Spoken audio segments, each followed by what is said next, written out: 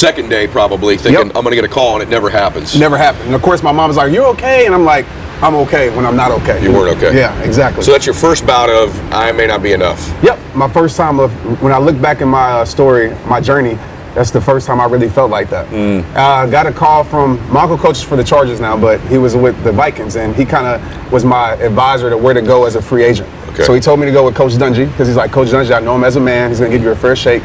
So I went to the Indianapolis Colts, and They had a pretty good quarterback. yeah, it was Peyton Manning. Yeah, he's pretty good. Yeah, he's pretty good. You know, he's all right. You know, Reggie Wayne, Marvin Harrison. So, and that's the year after they won the Super Bowl.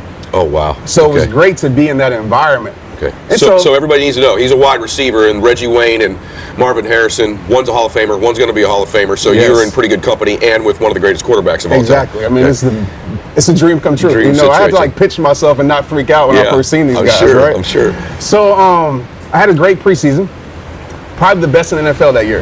Definitely out of rookies, but even out of just all the players. I think maybe top receiver in the NFL during the preseason. Of course, you know, the main guys aren't playing all the games, you know, so I'm getting more snaps. And so I was for sure like I was going to make the team. You know, I'm doing good on special teams. I'm like, good, I'm going to make the team. Get a call in on, of course, the cut day, and I get cut. Whoa. And so that's another shot at my confidence and feeling like I'm not enough, right? I'm like, man, I did the best I can do. I performed great. And Reggie told me something, I don't know if he remembers this, but he said, about this league, you have to understand something. It's about timing, it's about opportunity. So you can play your best preseason and get cut. You can play an average season and make the team. And so I got cut, but I made the practice squad. So I was cool with that. I got an apartment, I bought myself a truck, which I shouldn't have did, but I did it. Right? That was like my promise to myself, like I'm gonna get the truck. Bought myself a truck, and within a week, I get a call from a 317 number, and that's Indianapolis. I'm at the bank actually, cashing my first, like putting my first check in there. It's like, hey, Trent, where you at? And I was like, you know, I'm at the bank, and it's like, well, come into the office and bring your stuff. So at that point, I didn't know what that meant. I was like, okay, you know, I don't know what that means. So I come in there, bring my stuff, and they said, we got to release you. Oh no! Oh my gosh! After I got my apartment, I got my car. Oh my God! So I have to drive from Indy to Texas, which is a long drive after you get fired. Home. Exactly. Home. Right. Yeah. And I'm depressed, man. I'm there for 2 weeks. I get a call back from Indianapolis. They call and bring me back. Bring you back. Then 3 weeks later, I get cut. Emotional roller coaster. Roller coaster. And that was my whole career, just to be honest with you. With Seattle, it was the same thing. I mean, I tell this story a lot. I remember being in Dallas, and I get a call from Seattle my second year. I was with the Seahawks. And they say, Trent, we want to bring you back. And I was like, hey, well, can I come tomorrow? Because it was an off day. And they say, no, you need to come now, because I had to drive from Dallas to Fort Worth, pack my stuff. And it's like, just come now, bring it back, go to the airport. So I rush home. Of course, like what most people do, I call my parents, I get on Facebook, and I'm like, hey, I'm going back to Seattle. You know, God is really working in my life. As soon as I get to the airport, the phone rings. Oh my gosh. 206 number. Like, hello. And he's like, have you left yet? And I was like, no, I haven't left. Good, because we basically changed our mind. Oh, and at that point, that's when depression hit. That's when I felt, I questioned God, I questioned my faith. Even me talking to God, why would you bring me this far just to fail me? And honestly, I didn't really care about living. Not saying that I want to actually grab a gun and shoot myself, but I didn't care about life anymore. Whoa. There was only one reason that kept me living, and that was my son. It was your son. It was my son. He was born in 2008 in that process, and that whole process kept going. And was that Tristan? That was Tristan. That was Tristan, man, and it was hard, man. So obviously one of the lower points in your life, right? Yeah. What did you, so you said you focused on Tristan a little bit. Is that what some of the recommendations you would give to other people, that when they're down on something is to find something even outside of yourself? Or what something that's bigger than you. Something bigger than you. Something that's bigger than you, because I just feel like you're living for yourself, right? If it's all about you. I tell people this all the time, but if it's all about you, more than likely you're gonna quit. But when you have something that's bigger than you, you know, a lot of people say your why, your reason. You know, what's the reason why you wake up every single day? Yes. You're not gonna give up, because you know you're giving up on them. Wow. You know, I believe that, because your story, although it's sports related, I think people would be surprised that confidence is even fragile at the highest levels, right? I mean, that's, most people would look at you and go, okay, unbelievable college football player, gets a chance to play professionally with some of the best players. One thing he doesn't lack is confidence. And that's one thing everybody should know. I lack confidence all the time. My confidence is fragile, man. Like, you get a couple rejections, couple setbacks. I have to go through all those habits and rituals myself. But it's interesting to me, because your story, even though it was football, isn't that dissimilar from most people listen to this. Most people have had their hopes up, whether it's a relationship or a business. It looks like it's going, then it's not. Then you get down. Then you pick yourself back up. It looks like it's going, and then it's not. And I think some people think, man, I've picked myself up so many times. Right. Do I have that in me again to pick myself up off the floor yet again? What would you say to them about that? You do have it. And there's always a greater purpose than your pain that you're going through. I think that we focus on the present moment and we kind of say my life is over because something is over.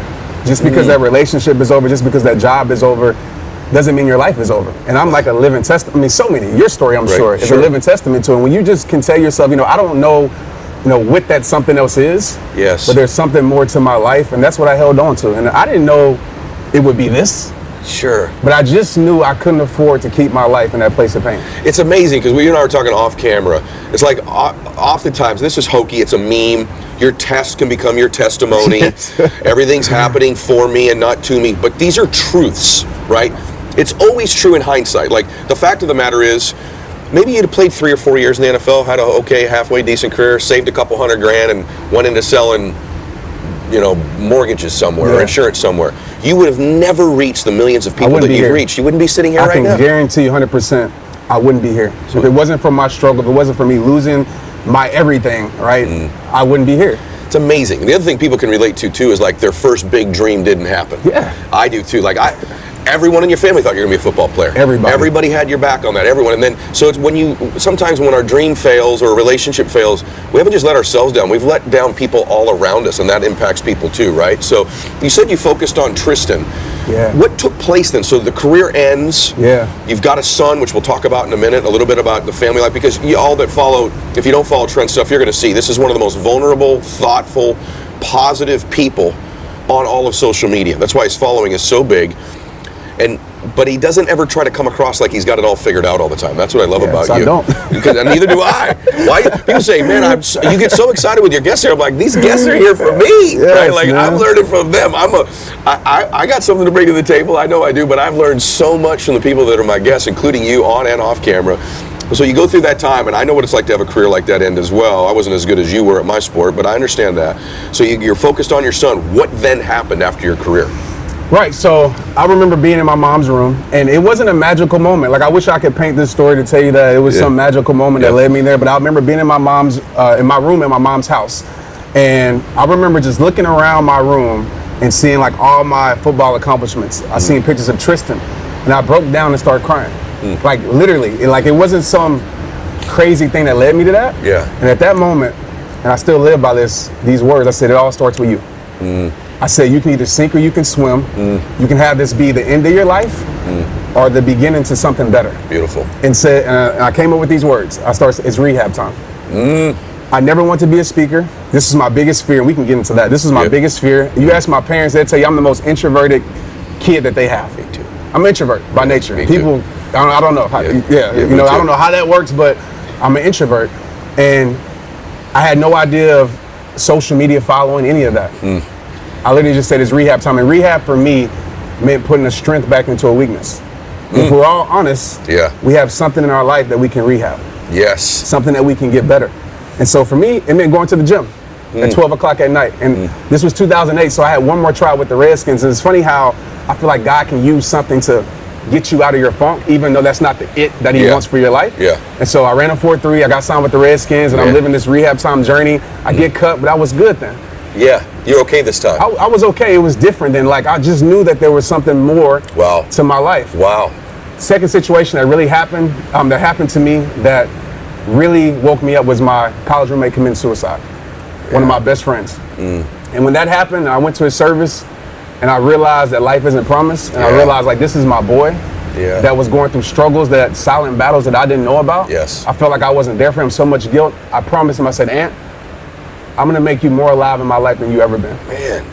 And that's why I do what I do today. So you found this gigantic purpose that was bigger than your fear of speaking or your introverted nature. Big, way bigger than that. Yeah. And he's more alive in my life than he's ever been. He's alive right now. Exactly. We're talking about him. Exactly. See, it's funny thing is that we've all lost people in our lives. And I always tell people, I said, you should honor them with who you become, right? And that's really what you've done for him.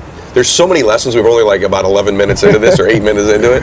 But I want to go back. I want everyone to understand this, that even at the top level in sports and business and entertainment, you're going to find that we all have a chance. We can all lose our confidence. We can all get down.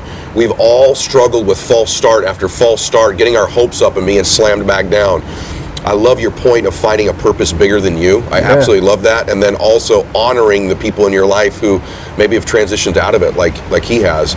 So, you know, it's interesting. I think when you're an athlete, maybe you'd agree with me on this, you don't even really know who you are sometimes when you're a good athlete. And what I mean by that is, when you're young, you're one of the better players all the time. You're constantly getting compliments. You're constantly getting this. And then what happened to you in football, things like, whoa, maybe this isn't my dream. Maybe this isn't my destiny.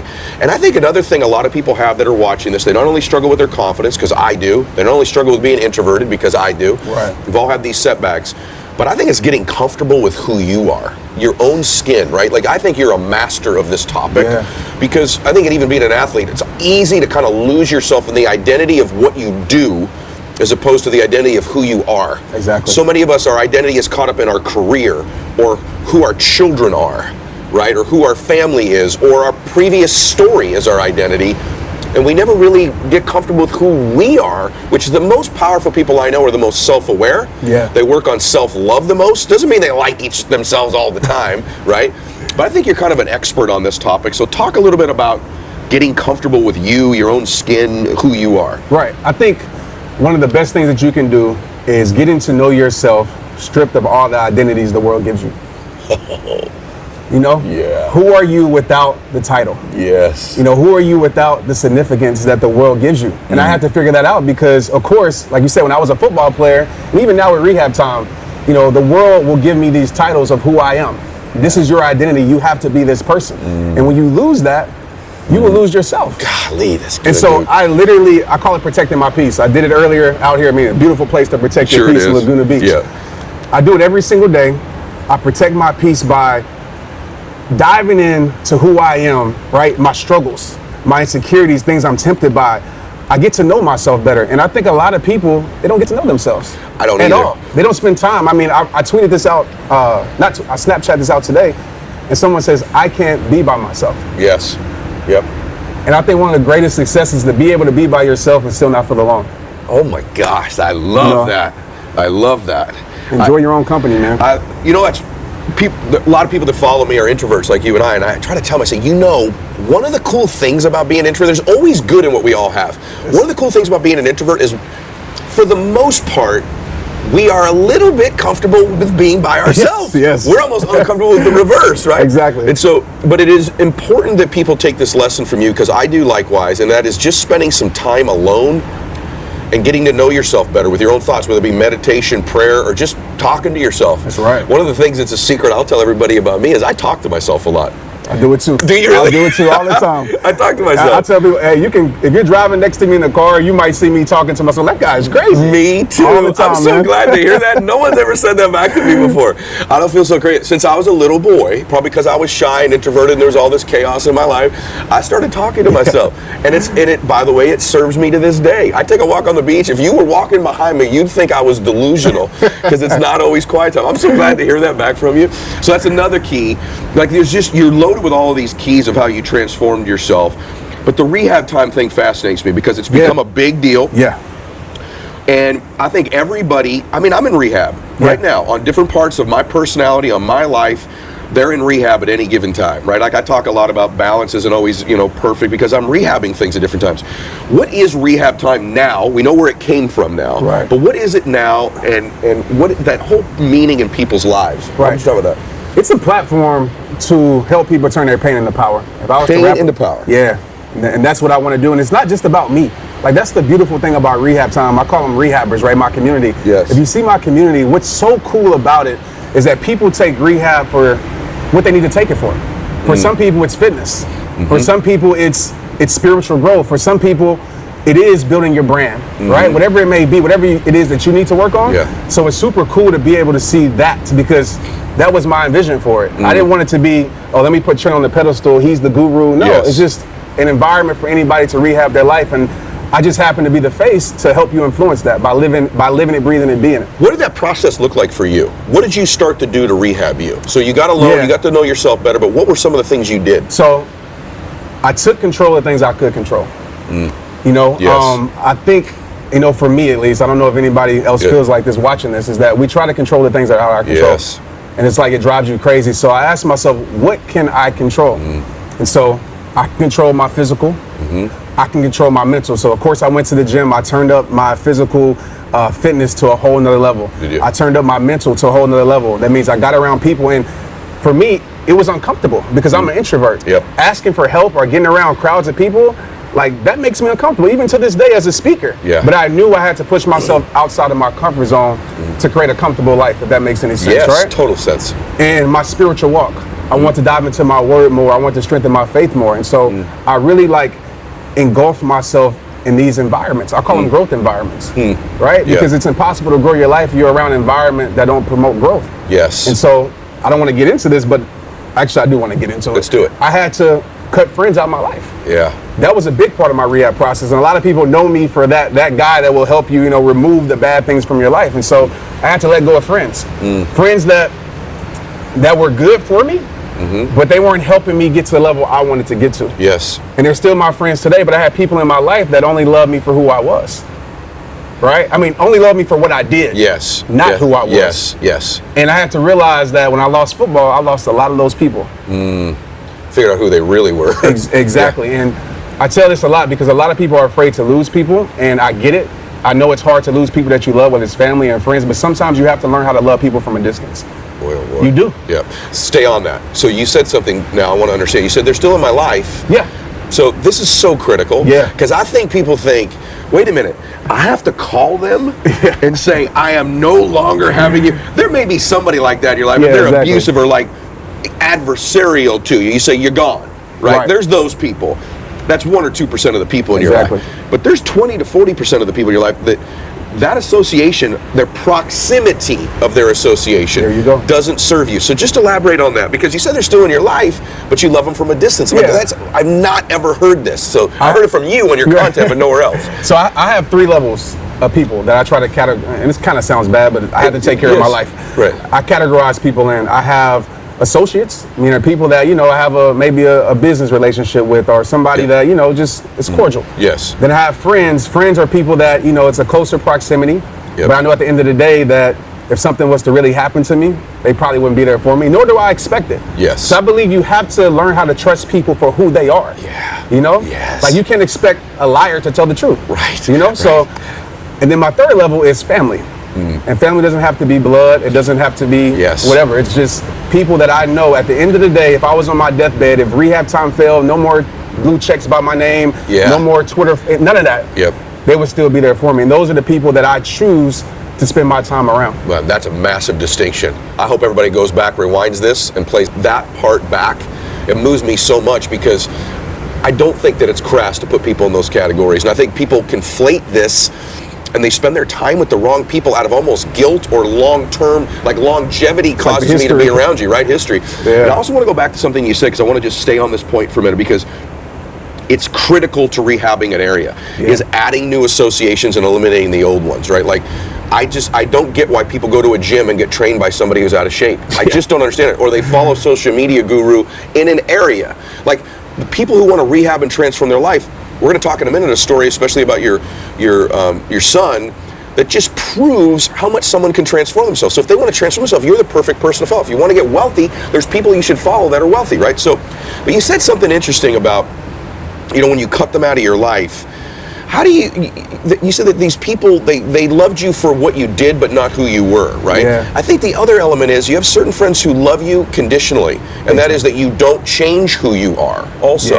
I had a lot of those friends. Like, man, I love you I like the guy that we go and have a couple drinks with. I like the dude who wants to play golf all the time. I like that guy. This other dude, you make him, and what happens really is I think you make them uncomfortable with your change, don't you? So what about making that distinction too? Like, people who only love you if you stay the way you are. And you can be in a relationship with somebody like that, in a marriage, right? So elaborate on that. Well, you hit the nail on the head, Ed. People will only love, not everybody, but these type of people will only love the benefit that will only love the you that was beneficial to them. Right? And so, like you said, the you that was partying and it made them feel comfortable. But like I always tell my friends, like, wasn't the goal for us to change? Wasn't it the goal for us to be successful? What happens is that your success when you're around people who aren't comfortable with who they are, when they don't know who they are, right? That admiration turns into jealousy and envy. Yes. Because they feel like they should have it. And also, too, it's because they're so close to you. Yeah. And I want to take it here because I get so many people ask me, like, Trent, my family doesn't support me. The people that I thought would be there. And listen, I want to be clear to everybody watching this. I know you want their support, but you don't need their support. Yes. I know you want it, but you don't need it. Yes. And the reason why most people don't support you because they're too close to you. Yes. Right? That's so true. It's hard to see if I was to hold up something I told you to close your eyes and I was to hold it up in a dollar bill, whatever. Yeah. You wouldn't be able to see it. Yes. Right? You wouldn't be able to see the value until I moved back from it. Oh my gosh. And then you could see it. That's why it's so easy to support celebrities and people that you don't know, because you don't see the imperfections in them. You have nothing to judge them for. So if you have somebody in your life that sees your greatness despite your imperfections, keep that person around you. One of the greatest things ever said on my show right there. They're too close to you. They're too close to you. Oh my gosh. And it says more about them than it does about you, because some people don't believe greatness could be that close to them. Oh man, that was amazing. Like, that's a fact. And I was thinking as you were talking, like, that's amazing what you just said. By the way, that explains even some things currently in my own life, even at this level, right? Like, wow, their perception's altered because they're so dadgum close. That's wonderful. I was also thinking, you know, just so everyone knows this, people ask me, are all your friends really wealthy and successful? No. Right. In fact, a couple of my very best friends, I consider them incredibly successful, but not wealthy. Right. They're successful as husbands, they're successful as dads, they're successful in their contribution. They don't measure success based on money, but I consider them successful people. But all my friends, most of them have this in common. They're very self-aware. Yeah. They're self-aware, and so because they're so self-aware, they're aware also of me. It's very difficult to be able to give yourself to somebody and support them if you don't even aware of who the heck you are. Exactly. So I got some goofy, crazy friends, but I love that about them. Not all of them are business moguls or former athletes. They're just people who kind of know themselves and like themselves and want to change themselves. That's what mine have in common. But I want to talk about that change now with you. Yeah. Because they see this man. I mean, I think it's obvious that, you know, you and I are grown men. We're sinners saved by God's grace in both of our minds, but we make mistakes, and we're both always trying to figure stuff out. But let's be honest, I think one of the reasons you've evolved so much is that you're vulnerable with the changes you made. So if you follow Trent, and if you're not, you're about to, all of you, you know, you're going to see someone who's constantly giving wonderful advice like what you're hearing, based on his own experiences and mistakes. But it's amazing to me to think that this man that I know is such a loving father. Yeah. And when we talk on the phone or in person about what kind of father you are, about what kind of a son you are, a friend you are, a husband you are, I consider you a great man based on those things about you. But those are things that have also made progress in your life too. So if you're willing to talk about this just for a second, let's talk a little bit about Tristan and your son, because you said at 3 years old, you know, you would come back and all that. But if you don't mind sharing this, I want all the men and women hearing this who right now are beating themselves up about a behavior they have, that's listening to this. There's something you're ashamed of. There's something that you've done in the past or are currently doing that you think because you've been bad, you can't win, you can't make progress, you can't change, you don't deserve to succeed.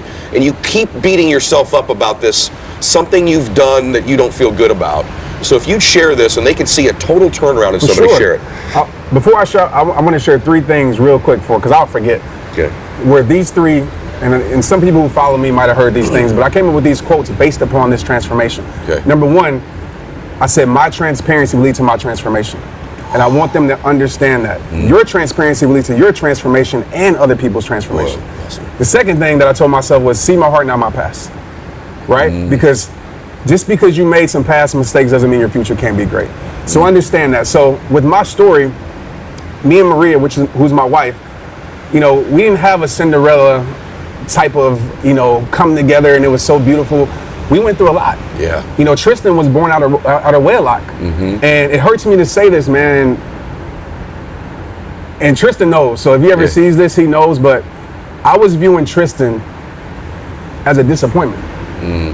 When Maria called me and told me she was pregnant, I was viewing him as a disappointment. And it's amazing how, when I fast forward, how God can use what you thought was your biggest disappointment as your greatest rescue. Absolutely. And Tristan, when you listen to this later, the first thing your daddy talked about when we first met was you. Exactly. Just so you know. Exactly. So that's why it's so, and he knows. And he knows. Right. And so the reason I say that is because me and Maria, I had a girlfriend at the time. You had another girlfriend. I had another girlfriend at the time. This is my first time talking about it, man. Okay. So I'm giving it to you, brother. I had a girlfriend at the time, and we were off and on. And that was still no excuse for me to do what I was doing, but I was messing around. I was living that lifestyle, man, which is a hard lifestyle to handle. I mean, you have money, you have everything at your disposal. You want to live that life. And I ended up getting Maria pregnant. And when Maria called me, I made her feel like she was wrong for getting pregnant because I didn't want to face my truth. Because I knew I had to call my girlfriend. I had to say, hey, I cheated. And, you know, make a long story short, I was in New York and I tell her, and you know, she kicks me out, and I feel like my punishment was right after I get stuck in the airport for 2 days. For 2 days. And what was even deeper is our families were close. Yeah. So our parents that were best friends didn't talk for years. Oh boy. And I subconsciously and even consciously, I was blaming Maria for it. So I was treating her wrong throughout our whole pregnancy. And it was probably the lowest point of my life, man. Yeah. Yeah. But it took me facing my reality, which a lot of us don't do. You will never win your war by running from your battles. So it took me manning up, looking myself in the mirror and say, you're not being a man. You had an example. You have no excuse. Your dad was a man. Yeah. You know? Right. My dad was in my life. Yeah. And so I faced it, man. And to fast forward, you know, me and Maria, we went through our ups and downs. She dated other people. I dated other people. But Maria was there for me when nobody else was. Yeah. She had all the right to get back at me by saying, oh, you're nobody now. You don't have football no more. You're playing arena football. You don't have any money. She never threw that in my face. She never bothered me about child support when I couldn't afford it. She stuck by my side regardless. And I appreciate her forever. Baby, watching this, I love you forever for this. And she believed in my purpose when nobody else did. That's wonderful. And a lot of people on social media are like, oh, you know, Maria doesn't, she's a silent supporter. I know exactly what you're talking about. I do. It's like, oh, she should be a speaker. No, she shouldn't. Yes. If she wants to be that, fine. But she supports me more than anybody else because she allows me to do what I do without any interference. I love you, man. Like, just so you know, your transparency does lead to your transformation. And the fact that you're willing to share this, because he's such an incredible father. And you can see his love for Maria and how he talks about her. And by the way, Maria, same thing, off camera too. That's how I measure a man, right? Like, when no one's around, when you're with your boys, then how do you talk? How do you act? And I admire that about you, but like, people say, well, I'm vulnerable on social media. That's real vulnerability. Yeah, But you just, because all of us listen to this, listen, everybody, I love you so much, man. I appreciate you so much because you're so highly respected. And it's easy when we're in the positions you and I are in to sort of put on a facade of perfection. And, you know, people say, well, I share some of it. That's sharing something. And I hope everybody listen to this. We all have things in our life. Listen.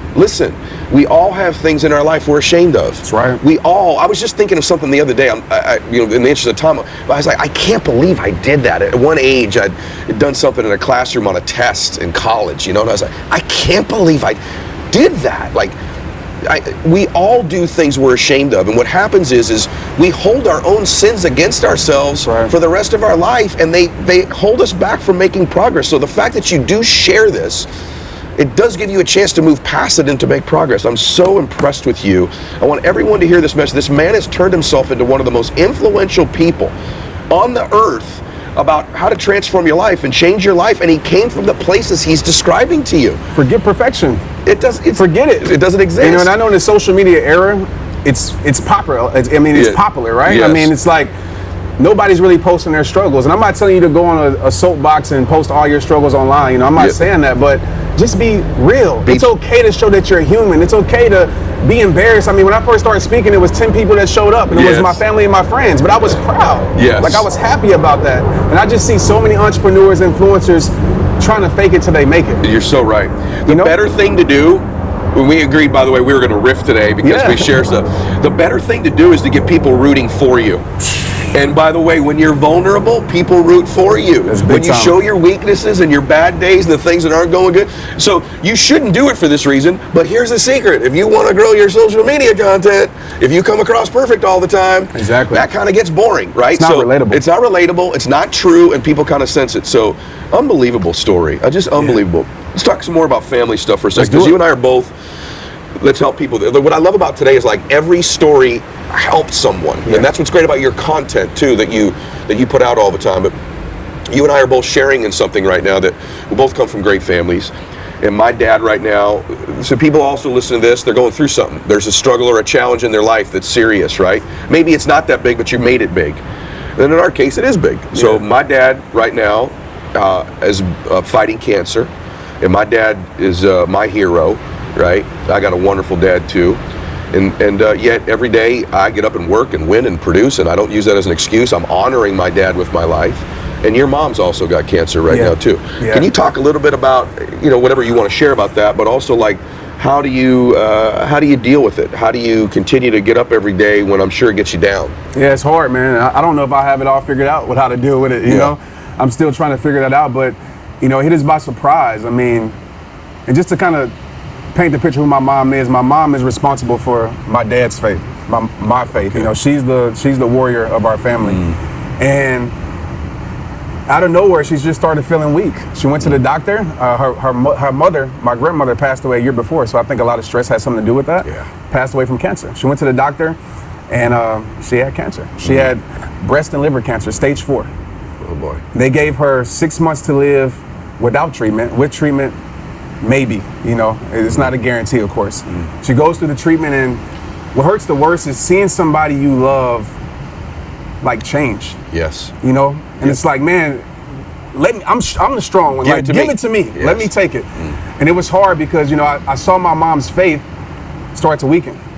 And I remember being with her at the barber shop. She went to my barber. I get edge up. She's like, "Here's dreads. How's he get his haircut?" I was just wondering that. And so we're at the barber shop, and she wanted the barber to come to the house because she was so, as a woman, you're losing your hair, and she's like, "I don't want to go." I said, "Mom, just go. Just own it. Just go." Because the only way you're going to get through it is if you own it. We can't run from it. You got to face that battle. And she's in the chair and she's crying. And I have to do my best to be strong for her and not show that I'm crying inside. And lost her hair. And to make this story a little bit more bright, the 6th month on Halloween, she went back to the doctor and she got a report that she was cancer-free. Oh, wow. So she went through her post-treatment. Wow. And, just sitting in that room, man, with people going through their... Yes. It's tough. It changes you, doesn't it? It gives you perspective. It makes you realize that, it makes you grateful just for having health. It does. I mean, it made me turn my health to another level, man. And she went through that process and her post-treatment, and she rung the bell. They have a bell that she rings, and I actually put it on my Instagram, and we're celebrating. But that day, she said, I feel weak. Like, something's not right. And I'm like, "Mom, you're all right. Like, it's in your head. You're fine." The doctor said, "You're fine, Akko," because my mom she's not a drama queen, but she can be over the top, and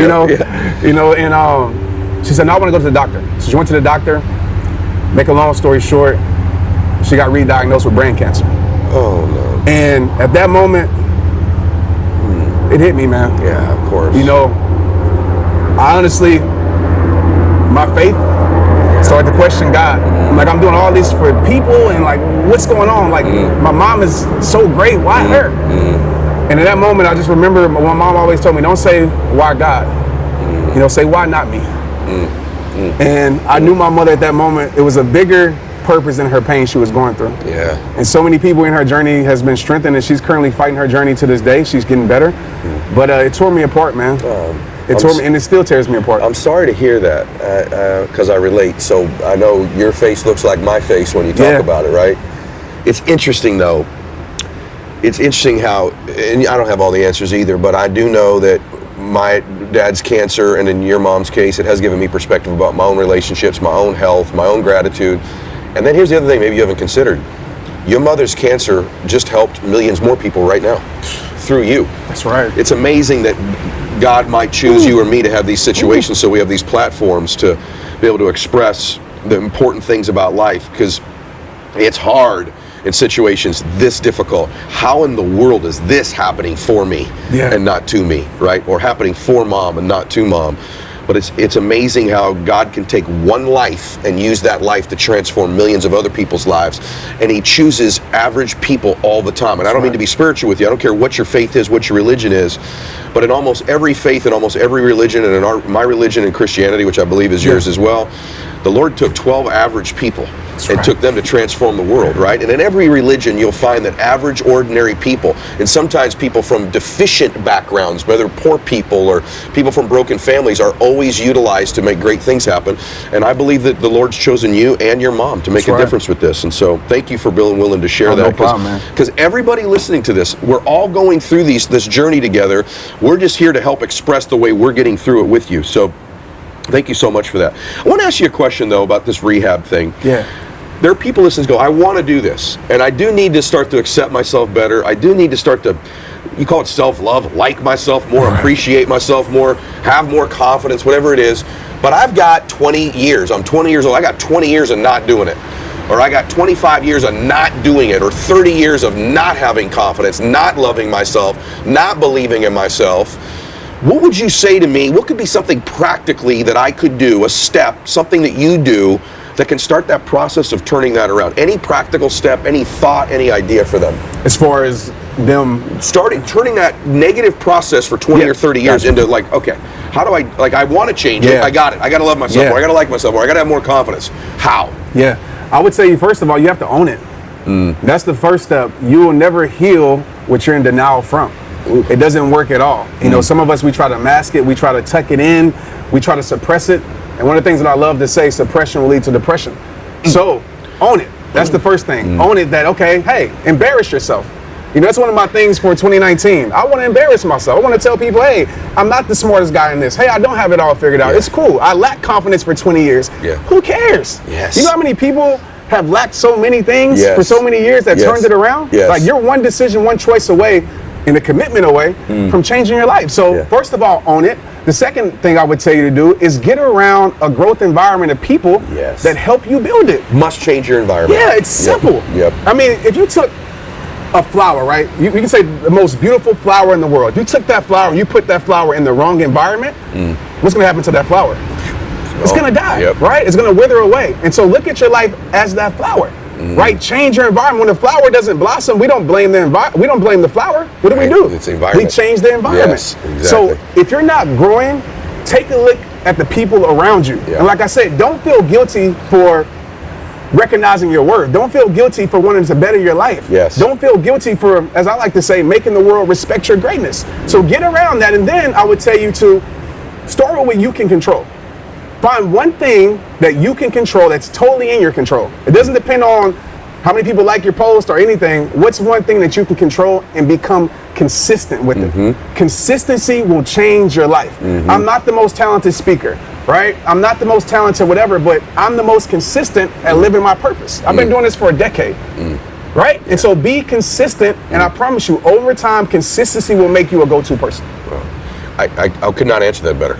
I completely agree with you. I would have used one or two words differently in the identical sequence of it. Right. I want to just add on to what you just said there, everybody, about environment. They say, okay, what is environment? You know, by the way, environment can be a group you join. It can be a coaching group. It could be new friends. It could be a new company, a new business. But it also can be, I have a community, the Max Out community. You have the rehab community. That's right. So your associations are these communities. You're posting regularly. If you're commenting in these communities, if you participate in Instagram lives or listening to the podcast, that's part of changing your environment. You don't give yourself enough credit, everybody. You are changing your environment by virtue of listening to this today. That's right. This audio or this video you're watching is in your current environment. And so you can have all of these associations through different ways. Books you read, things of that sort, shift your environment dramatically. I want to make sure that they find you because you're giving away so much free good information here. So I want to make sure that they can come find you. So you know that I'm a follower of yours. And I listen, everybody, I want to say something about Trent. I consider myself an inspired person. I consider myself, productive and growing and changing. But there are people that I rely on to give me perspective, that give me peace, that give me confidence, that give me inspiration, and you're one of those people for me. Man, thank you. And so I follow you on Instagram. So first, how do they follow you on Instagram? Where do they find you? Just at Trent Shelton. At Trent Shelton. And then if they want to go to find out more about Rehab Time or your site, where do they go for that? TrentShelton.com. TrentShelton.com. So it's pretty clean. Yep. Pretty simple. But I know people are going to want to know this. You're one of the fastest growing people I've ever seen on social media. Right. And by the way, successful on multiple platforms too, which is very unique. What insights would you give people listening to this that want to grow or improve their social media presence? Right. I mean, definitely everything we talked about being transparent, understanding your message. I like to say understanding your magnet. Like, what attracts people to you, right? What is it? Is it the way you smile? Is it your voice? Is it the way you look? Whatever it may be, understanding you're a magnet and really strengthening that. Very good, yeah. And then I live by a formula I call CRC. I just broke it down to help me remember it.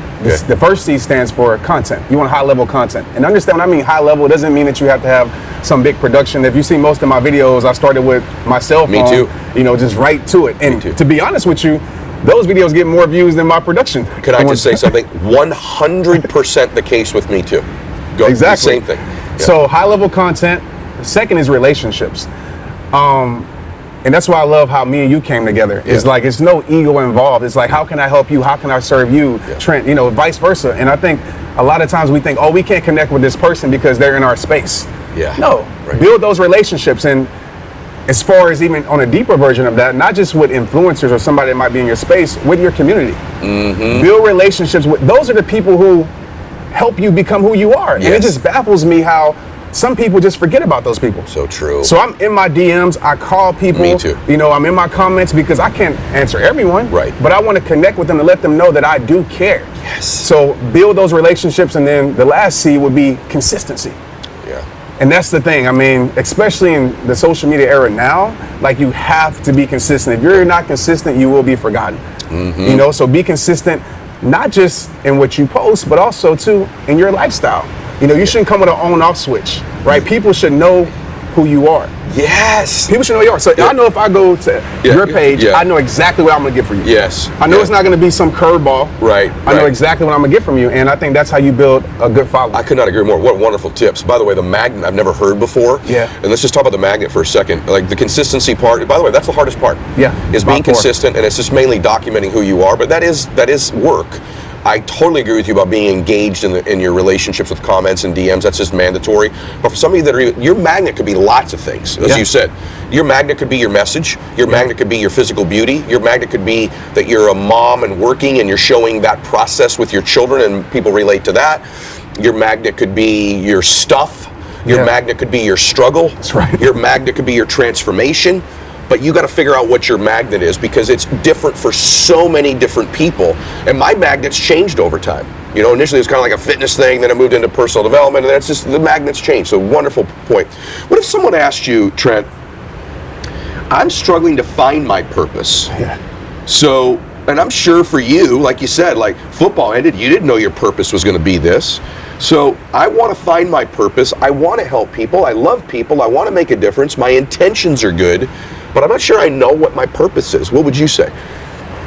This is going to be tough, because I actually talked about this in the book, and I just had a real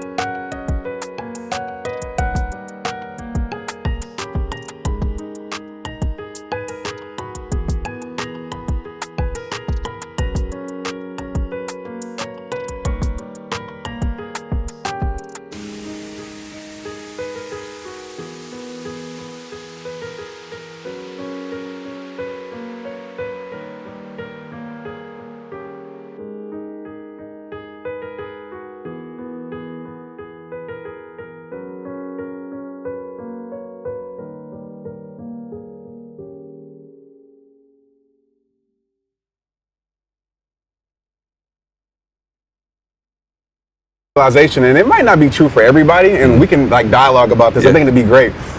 But when people say, I'm trying to find my purpose, I just wonder, does the world have it?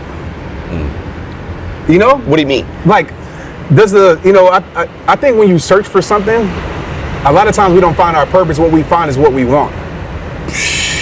You know? Yeah. And so I feel like you are purpose. You. God created you, whatever your faith is, my faith, you know, God created you for a purpose, on purpose. He set you apart. He tells us that. And so when you look at it as I am purpose, that means that you can take whatever it is inside of your gift and go through to any place and serve. Everybody's purpose is to help someone else. Now what you're searching for is the avenue of how to do it, whether it's to be a speaker, whether it's to be an author, then, you know, you have to, I think, work through that process to find that.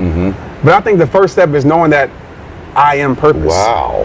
And when I realized that I could be myself anywhere and make a difference.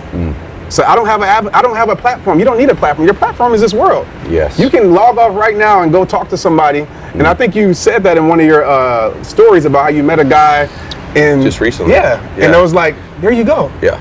Right? Yeah. An opportunity. The avenue is all around us. Man, I would not add to that because I think it's absolutely incredibly true. You did say 2 words there I want to feature, though. Yeah. I've never heard somebody say I am purpose. That's exactly right. And I feel like some of the best work I've done in my life's never been on social media. It's been in the back seat, you know, where like last week I was talking about sitting in the back seat of that cab and talking to that young man who was struggling with his life. You said 2 things there that I think are really important: service to other people and gift. Yeah. Your purpose is somewhere in that gift you've got. Exactly. And most people are too humble to understand their gift, but your gift could be your beauty, your articulation, your intention, how humble you are, your faith, your strength, your confidence, your humility, your nurturing skills, your intellect, your humor. You have all kinds of gifts, but I think if you combine your gift with service, you probably are finding it. So, and that's exactly right. And one more thing I want to add to that. It took me letting go of what I wanted to do to grab a hold on to what I was created to do. oh, so good. It literally did. And so that's the hard part. Yes. Right? My calling, Yes. I didn't want this calling. Yes. I didn't want to do this. Yep. But it was the avenue, it was the whatever you want to call it. This is what I was created to do. Oh my gosh. And so think about that. Maybe you're holding on to something that is not allowing your purpose, right, to really, it's not allowing you to really understand what your purpose is. Pure brilliance and genius.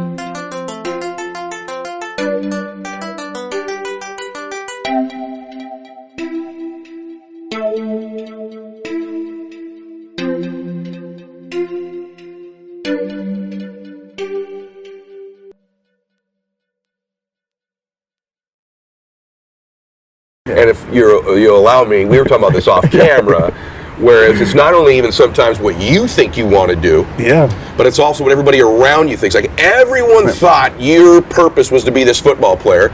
You thought it was probably, but really everyone around you did. Same with me in my sport. And the fact of the matter is maybe when you let go of what everybody else thinks your purpose is, and maybe even what you think it is, you'll find it. That is, again, what I love is you say things I've not heard before, and again, today's conversation is as much for me as it is for the audience. That is pure brilliance, and by the way, I always want to acknowledge things like truth. You are right about what you're saying here, 100% right. I got one more question for you. Actually, I have about 80 more questions, but we promised we'd only take so much time. He's got to fly home today. This is so wonderful for me. Man, I'm enjoying it, man. Because you forget, everybody, you forgot a long time ago. This was a professional athlete sitting in front of you. What I love about you is so quickly your achievements, who you could posture yourself to be just disappears into service of people. Yeah. And I love that about you. And I think people that are listening to this, they want to be in service to people too. They want to make a difference. So if someone had the fortunate circumstance of being in my seat with you, they ran into you in a Starbucks, or they're going to run into you at the airport, and they go, Mr. Shelton, can I get 2 minutes with you? Yeah. And you said, sure, and I know you well enough, you would do that. And they said, I want to change my life. I want to be somebody. I want to make a difference in the world. And I've learned so much from you in all of your audios and your teachings and your Instagram posts and your snaps and all these other things. Is there anything that you would share with me? So if you got a minute or two with somebody and they said, I want to change my life. You've given a lot of tips and keys today. Owning it, being self-aware, all of the different things that we've covered today. I don't want to go back through that list. What would you add to it? What would you say to them? I would tell them that one, your life isn't over. because I think so many people need to hear that, because there's so many people smiling for the camera and dying behind the scenes. So many people smiling for the camera and dying behind the scenes. I would tell them that they're enough. And I would ask them, why do you want to change your life? Yes. What's the reason behind that? Is it an external reason? Is it to be more popular, to be famous? So I would tell them that's not enough. I feel like one of the biggest disappointments is to be successful and still be unfulfilled. Yes. And so I would tell them to seek fulfillment. Understand who you are. Be real with yourself. Be you. Yeah. Be you. If you look at me and be inspired, you see, like, this is how I show up on stage. Yes. Be yourself. Because in being yourself, you will change more lives than you ever could. Yeah. Yeah. And own that story. Don't live in the story, because some of us, we live in our story forever and we never grow out of it. But own your story and share your story, because the world needs your voice. And you might be feeling like you're insignificant, or I didn't think my story was significant, but I owned it. And now my story reaches millions across the world. And whether it reached 1 or a million,